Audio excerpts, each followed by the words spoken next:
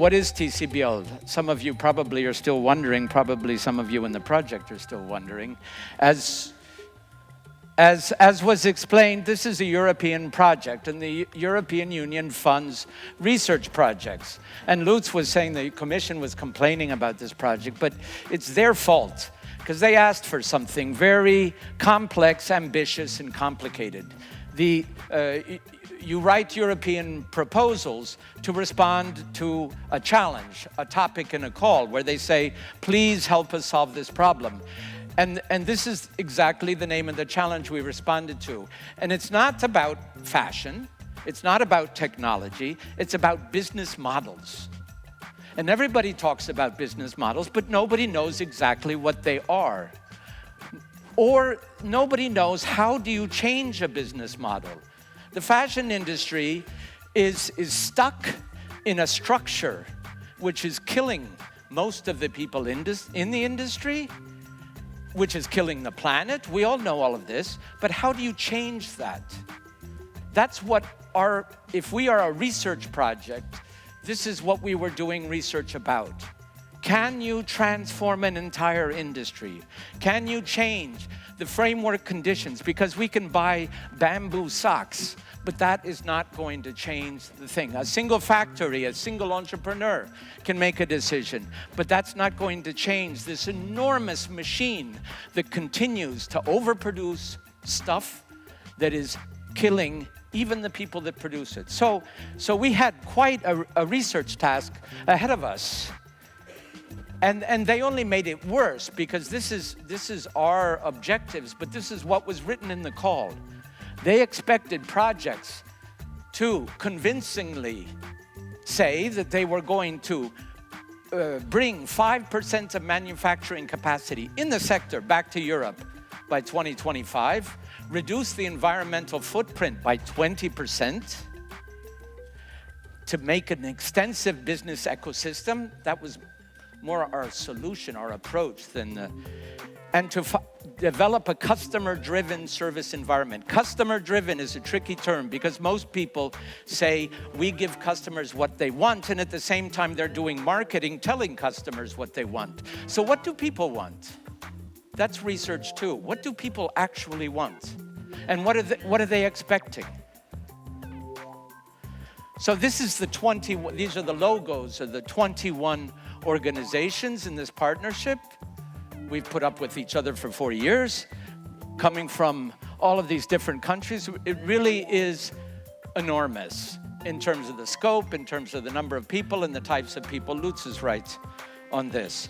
And this is our goal, to create a transformational ecosystem. That's a very loaded term. And the approach and the concept is linked to the ecosystem, which Lutz mentioned also. It's messy, it's complex, but it's open. It includes people in it, and the kind of people we are interested are the real people, the people that actually make things, the people that actually know how to do things. Not the brands who have the financial power, but they don't really do anything, do they? Well, they do a lot, but they don't actually produce the stuff we have that we wear, okay? But how can we create a transformational ecosystem? That's what we've tried to do. Well, our approach is that to do this, what is an ecosystem? An ecosystem of people in a business, and not an ecosystem of sensors, of people, is a community. Okay, so our first concept was, can we create a community? And you can see the numbers. We've sort of created a community. We've tried to create a European-wide community starting from local communities in the places where our partners are.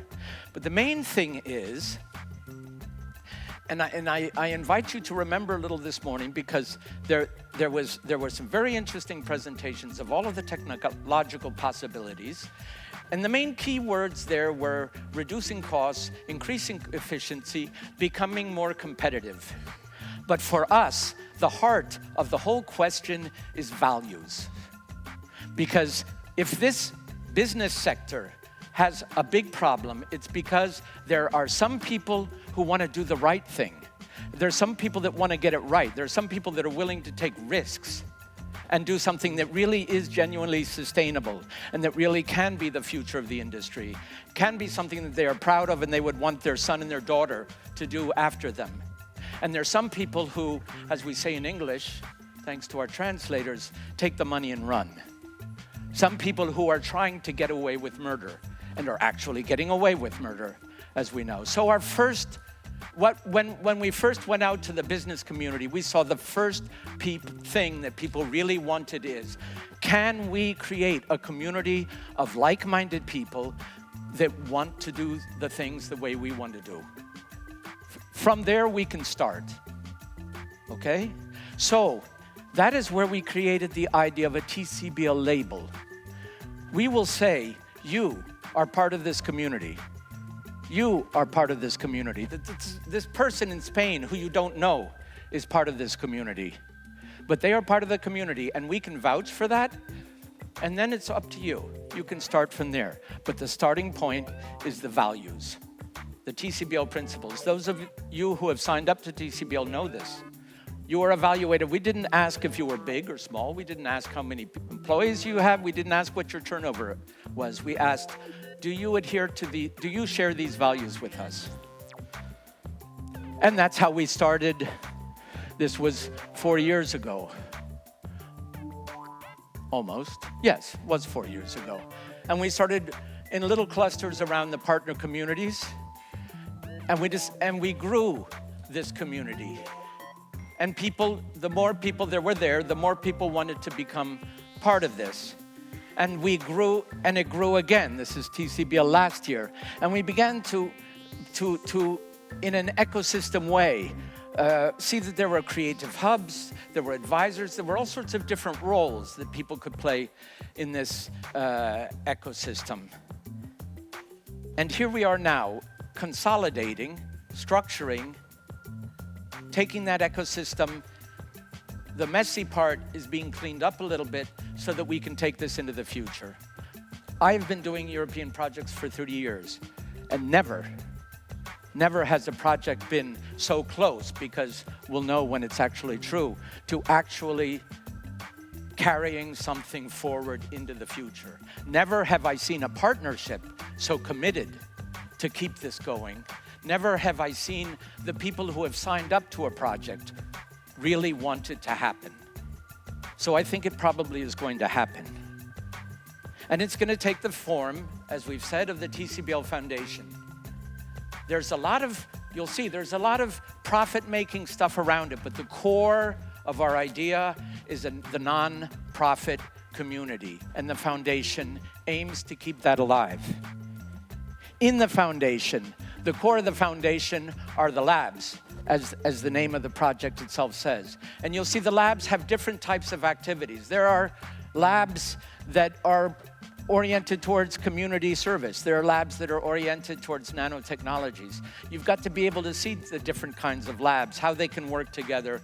And so we've classified them in that way. The creative hubs have been part of the labs ecosystem. And then we have what are the associates, which are the businesses, the people in the businesses. And that can range from anything from the large factory to somebody just out of fashion school, or maybe still in fashion school, or to the business startup. And we are estimating that about a third of the population that will carry forward with us are, in fact, startups. And then finally, in the foundation, we will have the service plugs on the side, the communication services, which we have seen, and someone mentioned that this morning, earlier, which are essential, and also the platform services, where we have a specific filter, which we're now calling Weave, which gives access to all sorts of platforms. We are trying to reach out to different service providers, different people who are providing interesting, innovative solutions, and to make these solutions available to everyone and not just to the big shots. So what is this foundation going to do? 4 main lines of activity, in addition to the technology platforms in the service dimension. First, that label is valuable to us. So we need to have a system for accreditation. We need to be able to guarantee over time that somebody who signed up and said they are sustainable are still committed to being sustainable. Second, communication is essential to keeping the community alive. We've got to communicate what's going on. We've got to publish our results. We've got to tell each other what's going on.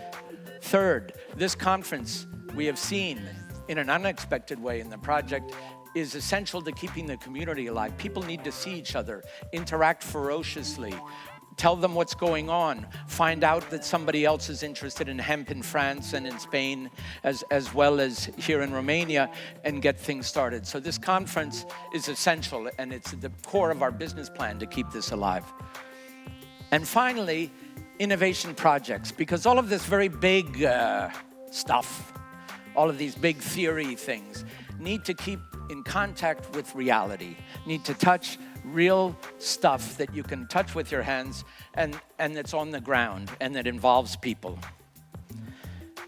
How are we going to do that? We are going to do that through partnerships and co-branding with funding initiatives. Lutz mentioned one project this morning that is looking for good projects. We have seen that with things like that, we will probably be able to attract people who are looking for good project ideas and be able to direct that funding towards partnerships of TCBL labs and businesses who can offer the right kind of solution to that. This is the label. This is the protocol we've devised to keep that label alive. These are examples of some of the communications. Every talk at this conference is going to become a video. And here is the conference. But you probably want to look at the projects. The projects that we have are currently structured in three main directions. We're trying to transform an industry. What do you do to the industry? Number one, you look at the actual production process. How are things made? How can we improve that? How can we help the big factories to scale down and become more agile and flexible, as was mentioned this morning? How can we help the independent brands to scale up and to become more competitive? Reconnecting. How can we reconnect value chains? And that has to do with materials such as natural fibers. It also has to do with processes such as chemical use. And the third frame is reframing. How can we help people reimagine what fashion is, how it happens, and how they can have a role in it?